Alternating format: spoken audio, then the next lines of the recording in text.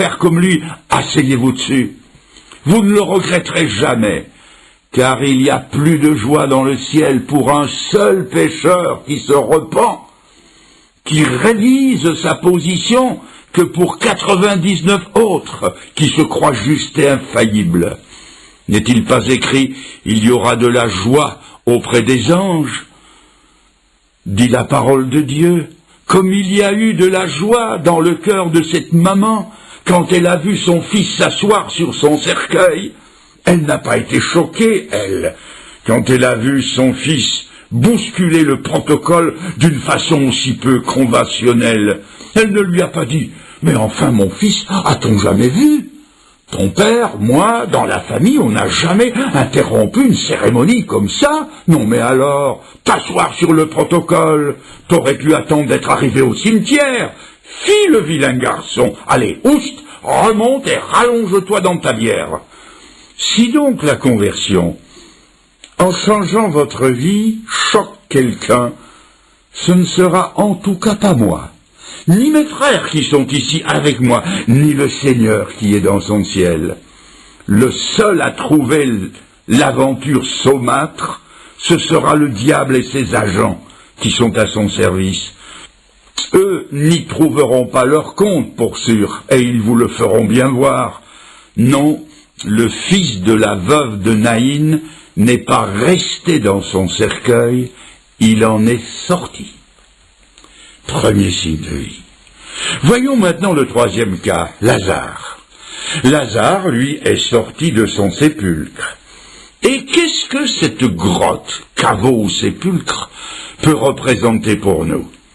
Le sépulcre, la grotte, c'est un endroit noir, froid, taillé dans la roche, et c'est là une image de ce qu'était notre vie avant notre conversion.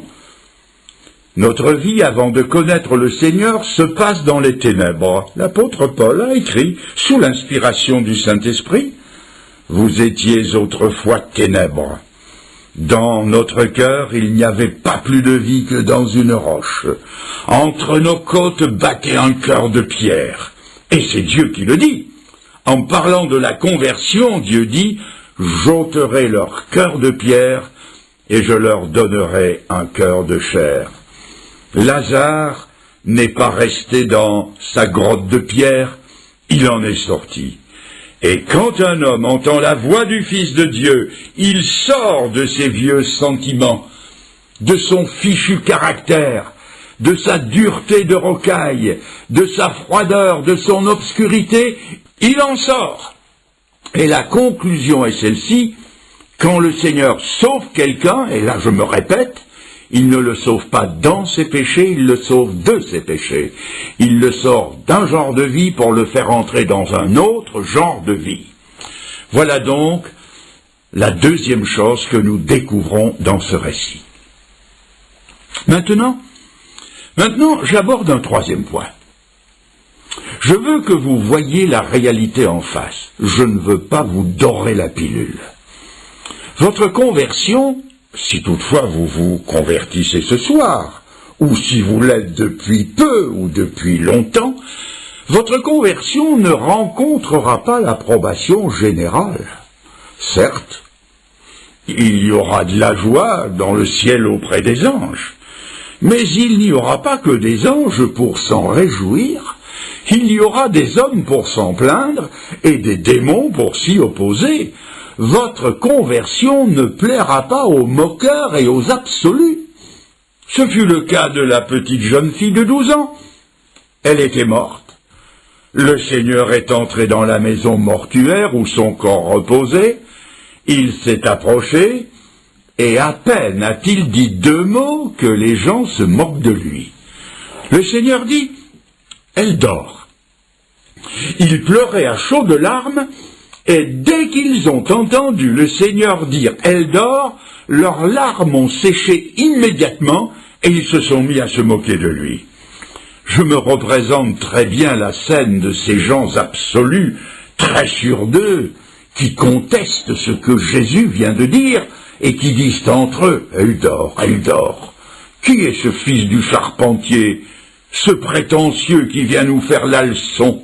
et nous dire qu'elle dort. Nous, on sait bien qu'elle ne dort pas. On sait bien qu'elle est morte. La preuve, on lui a passé un miroir sur les lèvres et pas la moindre buée. Nous avons le certificat de décès du docteur. Nous avons même le permis d'inhumer. Alors qui est-il, lui, pour nous dire qu'elle n'est pas morte? Et ils se sont moqués de lui. Mes amis, ne vous y trompez pas. Votre conversion produira les mêmes effets. Il est même écrit: ceux qui veulent vivre pieusement en Jésus-Christ seront persécutés. Une conversion ne plaît jamais à ceux qui ont des idées bien arrêtées sur certains aspects de la vie. Ils en savent tant sur la vie qu'ils n'auront que des moqueries à l'égard de votre Jésus. Encore heureux s'ils ne l'appellent pas le petit Jésus. Ils vous répondront: mais enfin, mon cher, mais enfin, c'est raisonnablement et scientifiquement impensable. La vie ne peut pas être bouleversée comme ça, d'un seul coup. Il y a dans la vie des lois bien établies. On doit les suivre. Il faut que jeunesse se passe, puis on se rangera, puis on se mariera, puis on travaillera, et puis. Ah, c'est qu'ils en connaissent bien plus que Jésus, le prince de la vie.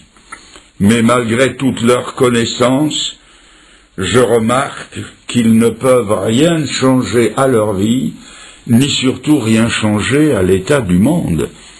Et finalement, tout ce qu'ils savent faire, c'est se lamenter sur leur vie et pleurer sur le monde. Et chose étrange, il suffit que Jésus-Christ fasse irruption dans la vie de quelqu'un, qu'il vous le retourne de l'intérieur, qu'il bouleverse sa vie de fond en comble, leur prouvant de façon indiscutable qu'ils ont tort, pour qu'immédiatement ils se mettent à se moquer de ce nouveau converti. Soyez sur vos gardes, et ne vous attendez pas à ce que le monde qui se moque de Jésus salue votre conversion par autre chose que des sarcasmes et des colibés. D'ailleurs, plus d'un jeune homme ou plus d'une jeune fille pourra témoigner qu'au lendemain de sa conversion, ils ont fait part à leurs parents de leur joie d'avoir trouvé le Seigneur. Ils ont été reçus de haut, avec des paroles à peu près comme celle-ci. Comment ce galopin qu'on a mis au monde, à qui on a donné le biberon, qu'on a élevé, qui n'a pas encore 20 ans, il viendrait nous apprendre les choses de la vie, lui qui n'y connaît encore rien. Bien sûr, le galopin en question ne connaît peut-être pas toutes les expériences de la vie, mais il connaît la chose qui compte, c'est qu'il était perdu, et que maintenant il est sauvé, qu'il était mort et qu'il est revenu à la vie, et que surtout, il connaît celui qui est le prince de la vie. Deuxièmement, il faut savoir aussi que votre conversion ne plaira pas non plus aux gens intéressés, car il y a des gens intéressés. Prenez par exemple le cas du jeune homme qui est assis sur son cercueil. Le Seigneur passe dans sa vie, il lui parle, le miracle se fait, et d'un coup, il se redresse, s'assied, se met à parler, et en souplesse, il dégringole de son cercueil. Miracle stupéfiant. Mais avez-vous déjà pensé à la tête qu'a dû faire l'entrepreneur des pompes funèbres? Il a dû diminuer sa note de 50% pour n'avoir fait que la moitié de la cérémonie. Avez-vous pensé à la tête du fossoyeur qui attendait près de son trou et qui, en tapotant sur sa montre bracelet, de peur qu'elle ne soit arrêtée, s'est dit en lui-même: mais qu'est-ce qu'ils font? Ils n'arrivent pas. Il n'a plus eu qu'à reboucher son trou ou attendre un autre client. Ces deux-là n'y ont pas trouvé leur compte dans ces résurrections. Le Christ est un trouble fait, un empêcheur de danser en rond qui vient leur ôter le pain de la bouche. Ce que je viens de dire peut paraître burlesque, mais j'aimerais vous dire ceci. Pensez-vous que votre conversion va faire l'affaire du tenancier de bistrot quand il ne va plus vous voir venir pour boire la nisette le matin, l'apéritif à midi, le pastis à 4 heures et le restant du portefeuille le soir? Vous croyez que ça va faire l'affaire du marchand de pronostics ou de celui qui vend les billets du tiercé quand vous ne vous adonnerez plus aux jeux d'argent et de hasard? Croyez-vous que tout le monde va y trouver son compte? Et ses amis, avec qui vous aviez l'habitude le dimanche matin d'aller faire la partie de billard ou la partie de piquet, croyez-vous qu'ils vont être contents quand vous n'irez plus avec eux? L'apôtre Pierre l'avait déjà prévu, quand il a écrit dans sa première épître, chapitre 4, verset 4, écoutez cela, « Ils trouvent étrange que vous ne vous précipitiez plus avec eux dans le même débordement de débauche, et ils vous calomnient. » Et sans aller aussi loin, vous croyez que ce frangin, ou cet oncle, ou cette grand-tante, ou ce cousin, qui venait vous visiter tous les dimanches, vous croyez qu'ils vont y trouver leur compte quand vous allez leur dire « J'ai trouvé le Seigneur, et maintenant le dimanche, je vais au culte. Alors, à moins que vous ne vouliez m'y accompagner. » Ils n'y trouveront pas leur compte. Croyez-vous qu'il a trouvé son compte, mon oncle? Un oncle à héritage, par surcroît, quand il est venu me voir un dimanche à l'heure de la réunion, quand il est arrivé, l'oiseau était parti, parce que Fernand le Grand, à l'heure de la réunion, il est à la réunion. Si à l'heure du culte ou de la réunion, vous voulez me trouver chez moi, vous n'avez qu'à prier le bon Dieu pour qu'il m'envoie une bonne bronchite ou pour que je me casse une jambe. Vous allez peut-être dire, oui, mais enfin, Fernand le Grand, enfin, vous ne pensez pas que vous exagérez? Vous comprenez, nous, mes amis, prenez-le comme vous le voulez, moi, je ne veux pas le savoir. En plus, votre conversion ne plaira pas non seulement aux absolus ou aux intéressés, mais encore moins aux opposants. Car si nous relisons le texte d'un peu plus près, nous trouvons que les personnes qui étaient présentes à la résurrection de Lazare n'ont pas été tendres pour Lazare. Il est rapporté qu'à cette occasion précise, ils sont sortis de leur gonds et ils ont essayé de mettre Jésus à mort parce qu'il avait ressuscité Lazare.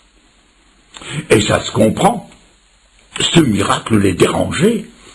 Il authentifiait une vérité à laquelle ils ne voulaient pas croire. Jésus les gênait. Mais savez-vous que dans le chapitre suivant, il est écrit qu'il voulait aussi mettre Lazare à mort. Il voulait le renvoyer d'où il venait. Le Seigneur l'avait réchauffé, eux, ils voulaient le refroidir. C'est comme ça, et il faudra vous y faire. La haine qu'ils ont contre le Maître rejaillit sur celui qui est l'objet de sa sollicitude. Jésus nous l'a dit d'avance, ce qu'ils ont fait au bois vert, ils le feront au bois sec. Alors vous voilà prévenus, mes amis, candidats à la résurrection. Du côté de Dieu, je peux tout vous promettre, tout. Mais du côté des hommes, je ne vous promets absolument rien, rien, si ce n'est l'incompréhension, la moquerie, l'opposition et même parfois la haine. Je vois aussi une autre chose, c'est que le miracle dans les trois cas a été instantané. À l'instant où Jésus a parlé, le miracle s'est fait. Jeune homme, lève-toi, il s'est levé. Jeune fille, lève-toi, elle s'est levée. Lazare sort, et il est sorti. Le salut, c'est pareil. Le salut, ce n'est pas attendre, c'est croire. Il n'est pas dit « attends et tu seras sauvé ». L'Écriture dit « crois et tu seras sauvé ». Et l'Écriture nous présente le salut comme quelque chose d'instantané, quelque chose d'immédiat. Oh, bien sûr, le cheminement qui nous conduit au salut peut être long, mais dès le moment où nous comprenons le sens, le pourquoi de la mise en croix de Jésus, où nous nous approprions pour nous-mêmes le salut qui est en Jésus-Christ, À cet instant-là, nous sommes sauvés. Et le meilleur moment pour croire, c'est celui où Jésus parle. Et l'Écriture dit,